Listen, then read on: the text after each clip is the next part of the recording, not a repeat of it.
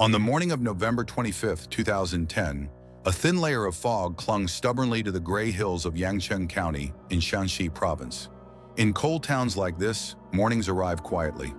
The air smells faintly of damp soil and burned fuel. The mountains loom without color.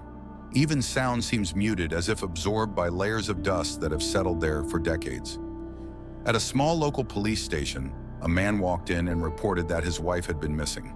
He did not rush through the door. He did not appear frantic.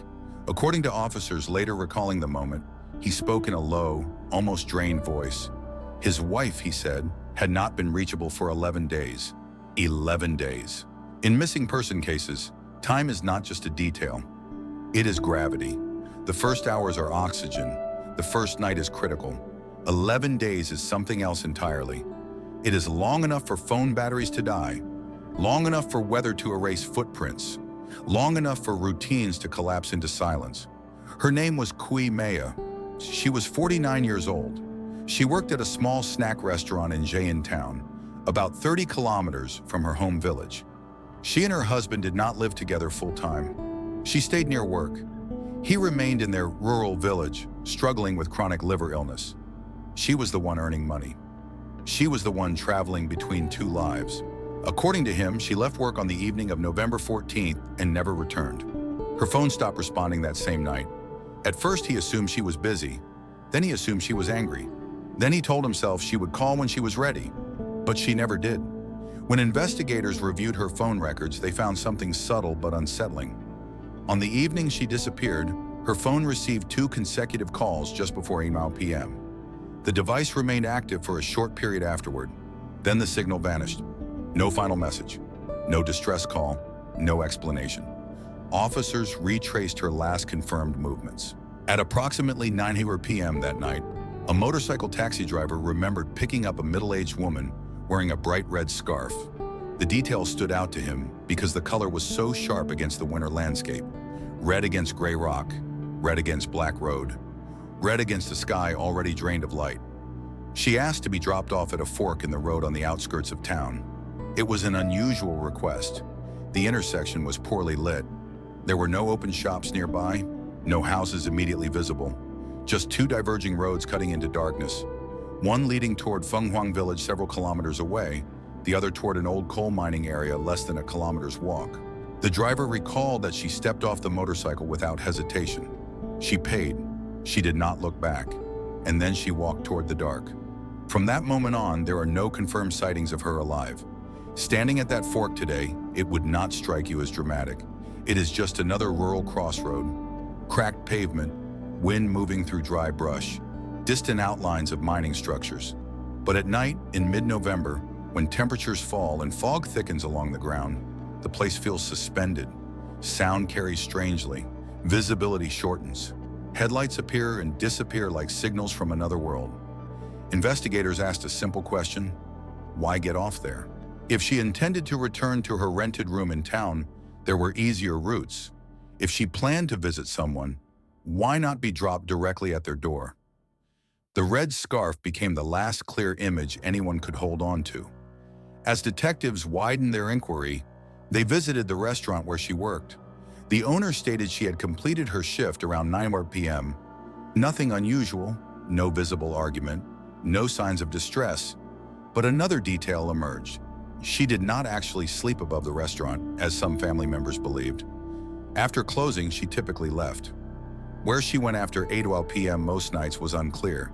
In coal regions like Yangcheng, migration between identities is common. Workers come and go. People maintain separate addresses. Relationships form quietly, away from villages where reputations linger. But disappearances, true disappearances, are rarer. And the 11-day delay hung over the case like fog over the mountains. Why wait? Was it denial, fear, or certainty that she would return?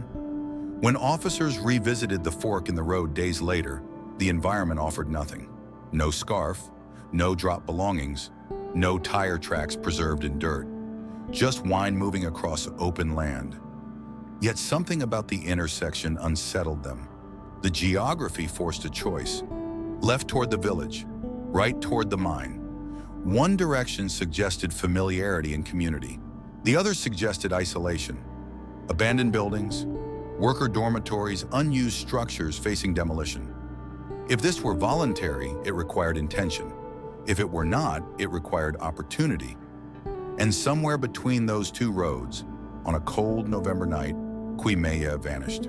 By the time the report was officially filed, whatever had happened had already unfolded in silence. Whatever decision had been made, by her or by someone else, had already set events in motion.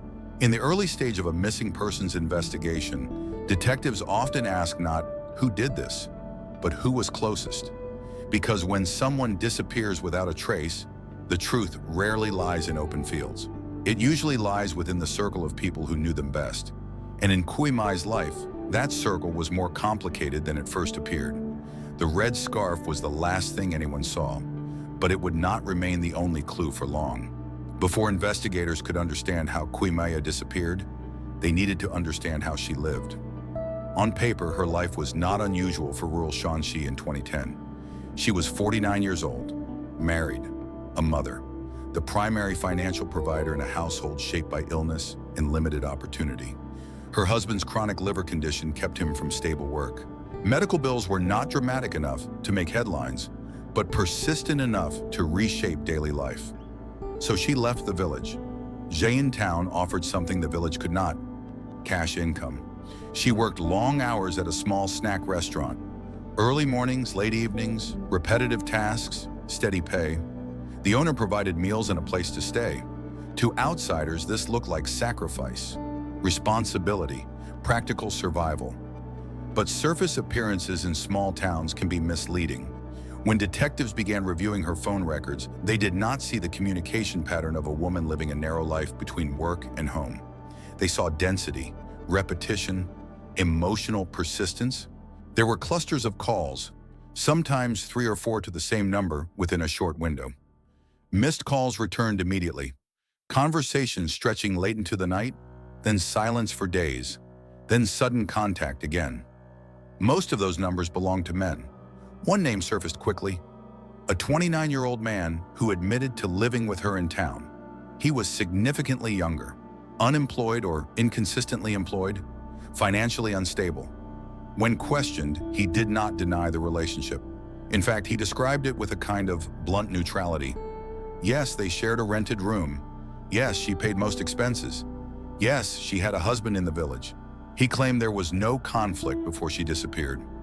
On November 14th, he said, she told him she would return briefly to her home village and come back the next day to collect her wages. They planned to celebrate his birthday soon. It sounded ordinary, almost domestic. But domestic arrangements built on imbalance often carry invisible tension. She was older. She earned money. She controlled logistics. According to acquaintances, she did not tolerate being ignored. If she called and someone did not answer, she called again and again. Her phone logs supported this. There was urgency in the pattern, not panic, but insistence. Control in small doses can feel like stability. In larger doses, it can feel like pressure. The younger partner's room showed no immediate signs of violence, no disturbance, no visible trace. But what stood out was not evidence of conflict. It was the absence of a clear alibi for the later hours of that night. After 9 p.m., his movements blurred into vague statements about staying inside. Still, something about his demeanor suggested dependency rather than dominance. Investigators noted it, but did not yet conclude anything. Another number appeared repeatedly in the call records. A local man who had once been involved with her in a multi-level marketing venture that failed. Money had been lost. There were lingering financial disputes. She had reportedly called him demanding repayment. Financial motive is often the most straightforward line in homicide cases. Detectives pursued it quickly, but this lead weakened under scrutiny. Witness accounts placed him in his home village that night. No travel, no suspicious activity. The anger may have existed, but proximity did not. Then there was a third figure, more established, more stable, a mine manager. He had once helped her family secure work when a nearby coal operation was still active. In communities like Yangcheng, that kind of assistance creates loyalty, gratitude, sometimes obligation. Their communication history was less frequent than the younger man's. but deeper. Calls at irregular hours, periods of silence followed by renewed contact. Not chaotic, intentional. Detectives could not yet see the emotional architecture, but they could sense it. Kui Mei was not simply balancing two men, she was navigating roles. In her village, she was the decisive wife who handled finances and pressured her husband to contribute more. Some neighbors described her as strong, others described her as sharp-tongued. She did not accept stagnation easily. Poverty to her seemed like something to fight against rather than endure. In town, she was industrious and disciplined at work. In private, she was emotionally entangled in relationships that crossed age, status, and dependency lines. What emerges in cases like this is rarely chaos. It is layering, layered obligations, layered expectations, layered emotional debts, and layered secrets. On the evening of November 14th, shortly before her phone signal disappeared, she received 2 consecutive calls. Investigators later determined those calls did not come from her younger partner. They came from another man. That detail shifted the emotional center of the case. Because when someone lives multiple lives, the greatest risk does not always come from the most obvious attachment. Sometimes it comes from the person who feels replaced, or exposed, or dismissed. Kui Mei's world was not falling apart publicly. There were no reported threats, no police complaints, no visible escalation. But the phone records told a different story, one of emotional intensity contained within private conversations. Investigators began to ask a quiet but critical question. Was she trying to leave one of those lives behind? And if so, who stood to lose the most? At this stage, there was still no confirmed crime scene. No body, no formal suspect, only a red scarf disappearing into fog, and a woman whose life was far more complicated than anyone initially understood. When a disappearance begins to feel less like absence and more like concealment, investigators stop asking where the person went and start asking who last saw them. By the end of the first week of inquiry, Kui Mei's case had quietly shifted from missing person to potential criminal investigation. There was no public announcement, no press conference, just a narrowing of focus inside a small police station in Yangcheng County. The first circle of suspicion formed around the 29-year-old man who shared her rented room. He was young, financially unstable, and dependent on her income. In cases involving emotional imbalance, dependency can turn volatile when threatened. Detectives pressed him on the timeline. He maintained that she left work on the evening of November 14th and told him she would briefly return to her home village. He claimed he stayed in town that night. No argument, no visible tension. He described her mood as normal, but normal is a subjective word. There were no witnesses who could confirm his presence indoors after 9:01 p.m. No electronic records placing him elsewhere, just his statement. Still, something about his posture during questioning suggested passivity rather than aggression. He did not attempt to redirect blame. He did not over-explain. He seemed more confused than defensive. Investigators moved outward. The man connected to the failed financial scheme was re-examined. Their phone history showed repeated disputes about money. Financial arguments can escalate quickly, particularly when one party feels cornered. But again, logistics weakened the theory. Witnesses placed him in his home village that night. Travel distance, terrain, and timing made involvement unlikely. Motive alone was not enough.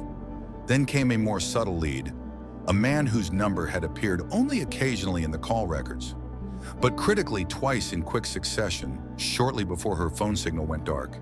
He lived locally. He worked odd jobs. On the evening of November 14th, he claimed he had invited Kui Mei to join a small mahjong game because they were short one player. She agreed to come after her shift, but she never arrived. According to his statement, he called her twice near 8 p.m. to confirm. She answered the first call briefly, said she was still working. The second call went unanswered. The group eventually dispersed. At first glance, his story fit the phone log, but during a follow-up interview, he added something that altered the trajectory of the investigation. Around 9 p.m. that night, he said, he was walking near a street not far from the restaurant when he saw her across the road. She was wearing a red scarf, and she was not alone. He described a motorcycle moving slowly beside her. The rider's face was unclear in the darkness. The engine idled rather than accelerated. It was not a hurried exchange. It looked like a conversation.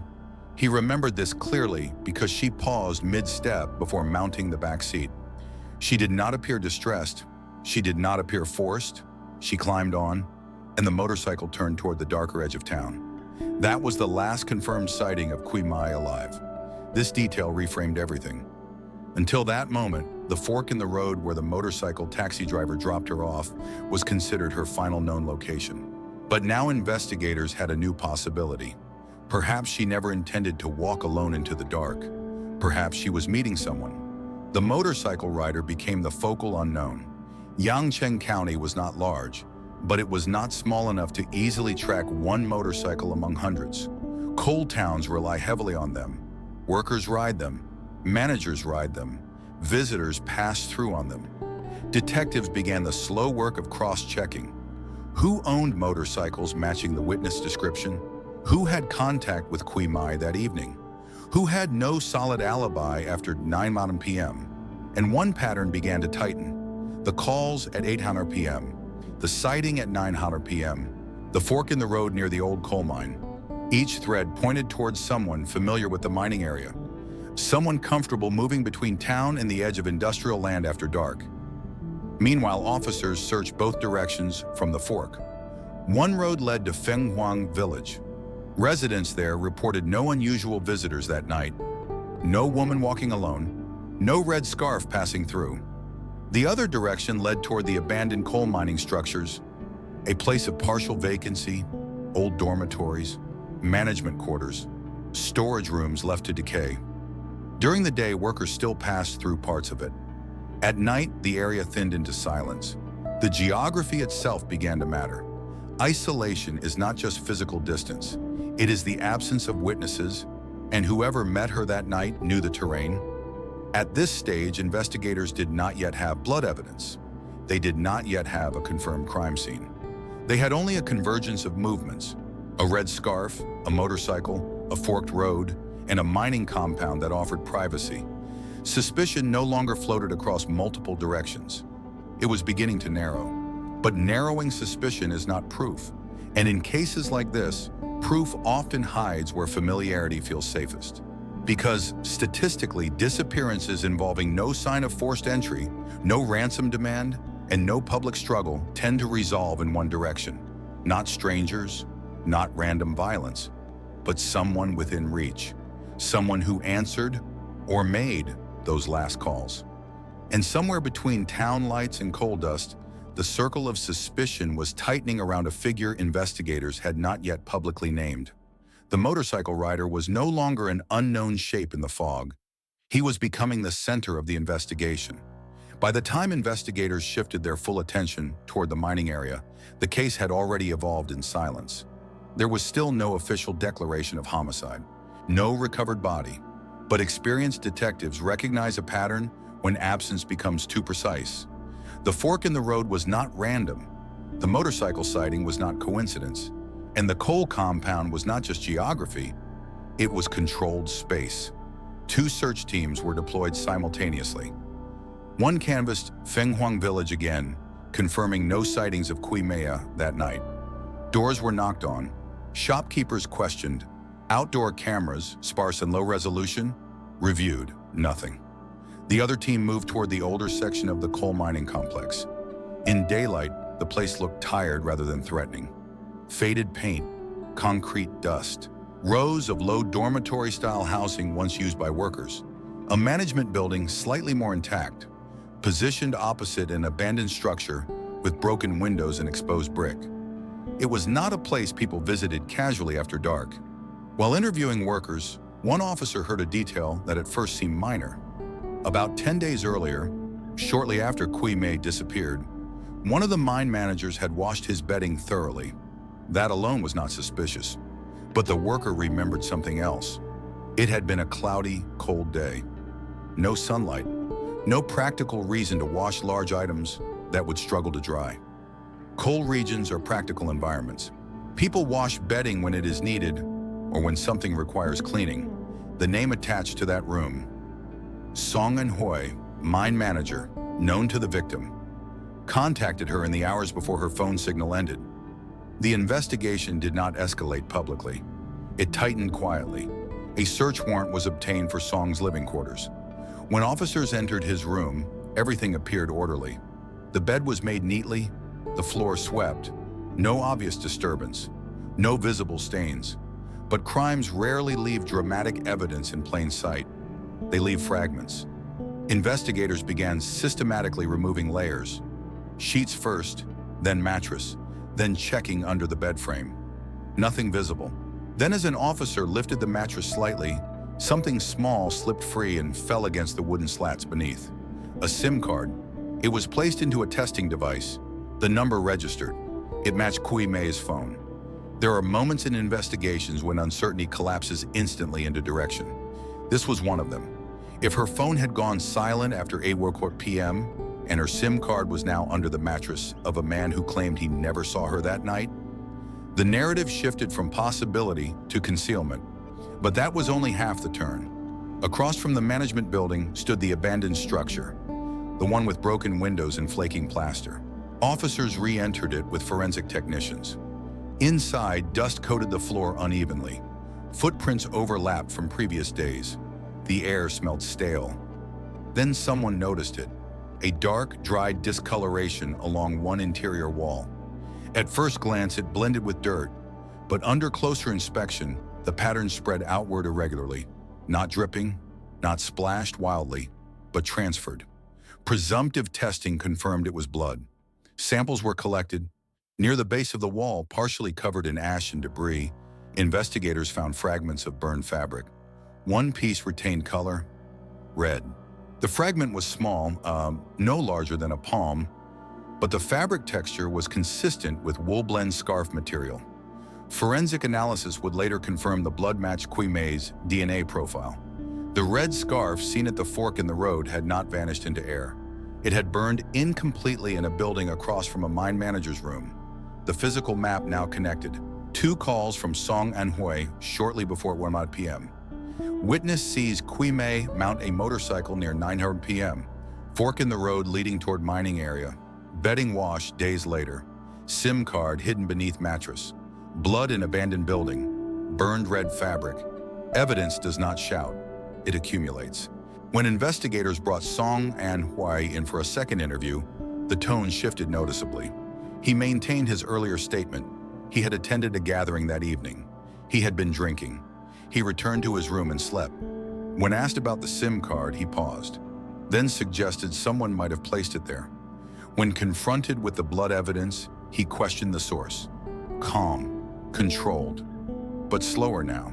The most telling aspect of concealment is often not panic. It is calculation. Removing a SIM card disables traceability. Burning clothing reduces identification. Washing bedding eliminates transfer evidence. These are not actions performed in shock alone. They are actions performed in aftermath. While interrogation continued, a separate search team focused on disturbed soil behind the abandoned building. The ground was uneven, not freshly dug in an obvious way, but subtly inconsistent with surrounding terrain. In cold November earth, disturbance holds shape differently. The first shovel entered quietly. Each subsequent movement carried a weight beyond procedure. When investigators transition from searching for a missing person to excavating soil, the emotional atmosphere changes. The goal is no longer rescue, it is recovery. Hours later, beneath a shallow layer of earth, they found what they feared. Kui Mei's body. The red scarf had not protected her from the cold. It had only marked the path toward truth. By that evening, the case was no longer theoretical. It was no longer built on phone logs and witness recollections. It was anchored in physical evidence. And every piece of that evidence pointed in one direction. The mine manager who once helped her family secure employment. The man who had called her twice before her signal went dark. The man whose room concealed her SIM card. The man who washed his bedding on a day without sun. The circle of suspicion had closed. What remained was not whether a crime occurred, but why, and whether the truth would come voluntarily or have to be forced into light. By the time Song Anhui sat down for the third interrogation, the room felt smaller, not physically. Structurally, it was the same square space, metal table, 2 chairs, 1 camera in the upper corner. But the weight of evidence changes air pressure. It shifts posture, it alters breathing patterns. This time, detectives did not begin broadly. They began with sequence. 2 phone calls at 7:58 p.m. and 8:03 p.m. Witness sighting near 9 p.m. Motorcycle, mining compound, SIM card under mattress, blood in abandoned structure, DNA confirmation. They laid it out chronologically, not emotionally. When evidence forms a straight line, denial becomes fragile. At first, Song repeated what he had already said. He had been drinking with workers. He returned to his room. He slept. He did not see her that night. The investigators did not interrupt. Then they placed the SIM card on the table between them. He looked at it longer than before. Silence is often more revealing than contradiction. They followed with forensic photographs. Not graphic, but clinical. The dried blood pattern, the burned red fabric fragment, soil disturbance behind the building. He asked for water. It was the first crack. Psychological interrogation is rarely about aggression. It is about inevitability. When a suspect understands that the timeline is airtight, confession becomes less about surrender and more about narrative control. After several hours, his posture changed. Shoulders lowered, eye contact diminished. He began speaking, not in defiance, but in explanation. Yes, he had called her that evening. Yes, they had agreed to meet after her shift. Their relationship had existed for some time. It had not been public, but it had not been purely transactional either. In coal towns, alliances form in quiet corridors, between offices, dormitories, borrowed rooms. He had helped her family secure work in the past. That history created closeness, gratitude, and eventually something more complicated. But according to his statement, she wanted to end it. She had distanced herself in recent weeks, reduced calls, avoided visits. He sensed withdrawal. That night, when she mounted the back of his motorcycle, he believed they were meeting to talk. They rode toward the mining compound, a place he controlled, a place without interruption. Inside his room, the conversation shifted quickly. She told him it was over. She did not want further contact. She did not want risk. He described feeling cornered, not physically, but socially. If she exposed the relationship, his position at the mine could collapse. His family could face humiliation. In tightly structured industrial communities, reputation is currency. Rejection combined with fear of exposure creates volatile psychological pressure. He admitted the argument escalated, voices raised, accusations exchanged. She stood to leave. He grabbed her arm. He said it was not planned. He said he did not intend for it to go that far. But in emotionally charged confrontations, the line between restraint and force can disappear within seconds. He pushed. She fell. He panicked. According to his confession, he attempted to silence her when she struggled. The room, once private, suddenly felt dangerous. Any noise could carry. He claimed he did not realize the severity until she stopped moving. Whether that moment was seconds or minutes long is something only he will ever know. But what followed was not panic. It was calculation. He removed the SIM card from her phone to prevent location tracing. He carried her body across to the abandoned structure under cover of darkness.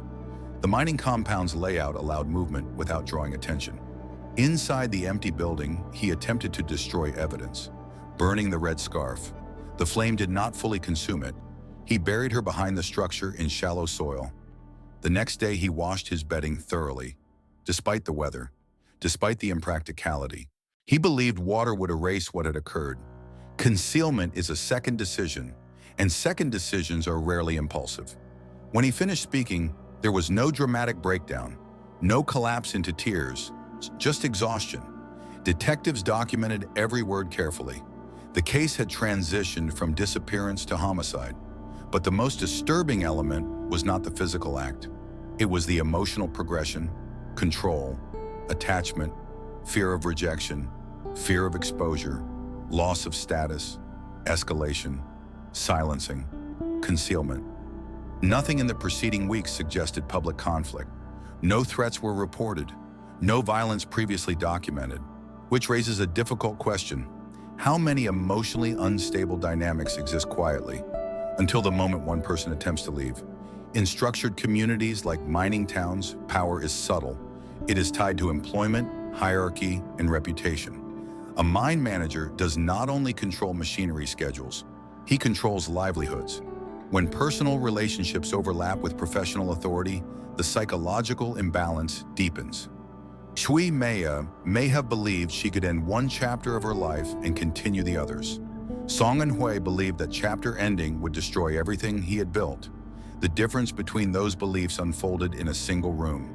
By the time the confession concluded, dawn was beginning to lighten the hills outside the station. The red scarf was no longer just an image in fog. It was evidence logged, photographed, and tagged. And the man who once helped her family secure work now faced charges that would dismantle his own life entirely. The motive was not greed. It was not robbery. It was not stranger violence. It was something quieter and more common, a refusal to accept loss, and the belief that erasing a person could erase consequence. Part 6 would move from interrogation room to courtroom, but psychologically the unraveling had already occurred the moment control turned into fear. By the time the case reached trial, winter had already settled fully over Yangcheng County. Coal towns do not pause for tragedy. Mines continue operating. Workers change shifts. Smoke continues rising from low chimneys. But beneath routine, memory lingers, especially when the crime does not involve strangers, but familiar faces. The courtroom was modest in size.